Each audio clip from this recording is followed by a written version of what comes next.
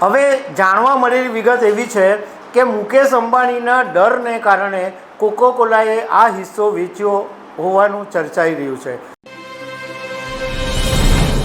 નમસ્કાર. એક મોટી ડીલની વાત સામે આવી છે. કોકોકોલા ઇન્ડિયા લિમિટેડ જે સોફ્ટ ડ્રિંક આખા ભારતની અંદર સૌથી જાણીતું છે અને વર્લ્ડની મોટી કંપનીઓમાંની એક છે આ કોકાકોલા. હવે આ કોકાકોલાનો 40% જે હિસ્સો છે એ ભારતની જ એક કંપનીને વેચી દેવામાં આવ્યો છે અને એ ડીલ થઈ છે 12,500 કરોડ રૂપિયાની.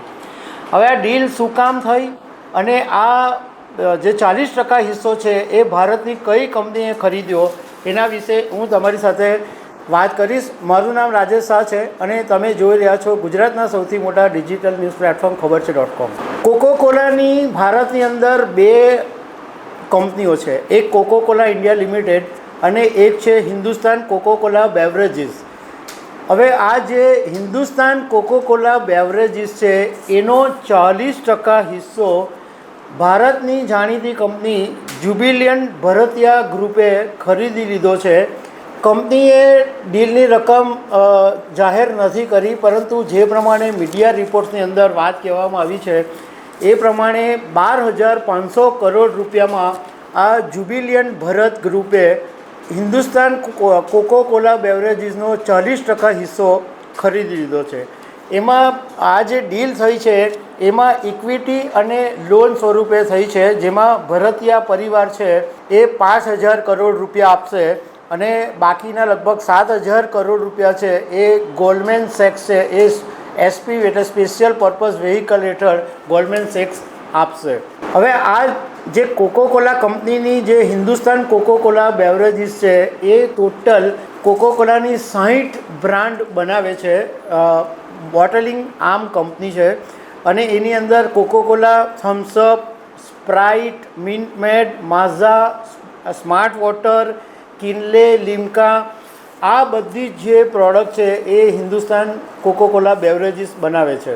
હવે વાત કરીએ કે આ જે કોકોકોલાનો આ જે 40% હિસ્સો ખરીદ્યો છે એ જ્યુબિલિયન્ટ ભરતિયા ગ્રુપ કોણ છે? તો આ કંપનીનું પણ બહુ જબરજસ્ત મોટું કામ છે અને એટલા બધા સેક્ટરની સાથે આ કંપની સંકળાયેલી છે. ફાર્મા સાથે છે, કોન્ટ્રાક્ટ રિસર્ચ એન્ડ ડેવલપમેન્ટની સાથે છે, સર્વિસીસ સાથે છે, નોવેલ ડ્રગ્સની સાથે છે, લાઈફ સાયન્સ ઇન્ગ્રીડિયન્ટ્સની સાથે છે, એગ્રીકલ્ચરલની સાથે છે, પોલિમર્સ બિઝનેસમાં છે, ફૂડ સર્વિસમાં છે, ફૂડમાં છે, ઓટોમોબાઈલ્સમાં છે, એરોસ્પેસમાં છે, ઓઇલ ફિલ્ડમાં કન્સલ્ટન્સી તરીકે સેવા આપે છે અને આ કંપનીના દુનિયાભરની અંદર 43,000 કરતાં વધારે કર્મચારીઓ છે. પણ જ્યુબિલિયન્ટ ભરતિયા ગ્રુપને જો તમારે ઓળખવી હોય તો ડોમિનોઝ પિઝા તમે નામ સાંભળ્યું હશે. તો ડોમિનોઝ પિઝા છે એ આ જ્યુબિલિયન્ટ પરિવાર ગ્રુપનું છે અને ડંકન નટ કરીને જે કંપની છે એ પણ આ જ્યુબિલિયન્ટ ભરતિયા ગ્રુપની છે. 1978ની અંદર શ્યામ સુંદર ભરતિયા અને હરિ ભરતિયાએ એ ભેગા થઈને એક કંપની બનાવેલી અને એ પછી એ કંપનીનું નામ જ્યુબિલિયન્ટ ભરતિયા ગ્રુપ કરી દેવામાં આવ્યું અને આ કંપનીનું જે હેડક્વાર્ટર છે એ નોઈડાની અંદર છે. અને આ જે શ્યામ સુંદર ભરતિયા અને હરિ ભરતિયાના પિતા છે એ કોલકાતાના સૌથી મોટા અને જાણીતા વેપારી છે. સ્ટીલ વાયર અને રોલેક્સની અંદર એમનું બહુ મોટું નામ છે, મોહનલાલ ભરતિયા. અને મોહનલાલ ભરતિયાએ ફંડ આપેલું એટલે આ શ્યામ સુંદર ભરતિયા અને હરિ ભરતિયાએ આ જ્યુબિલિયન્ટ ભરતિયા ગ્રુપ બનાવેલું. હવે એ વાત કરીએ કે જે સૂત્રો પાસેથી એવી વિગત જાણવા મળી કે આખરે આ કોકોકોલાને એના જે હિન્દુસ્તાન કોકોકોલા બેવરેજીસનો 40% હિસ્સો વેચવાની કેમ ફરજ પડી?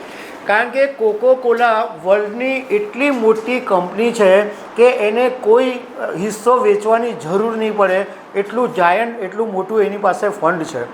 હવે જાણવા મળેલી વિગત એવી છે કે મુકેશ અંબાણીના ડરને કારણે કોકોકોલાએ આ હિસ્સો વેચ્યો હોવાનું ચર્ચાઈ રહ્યું છે.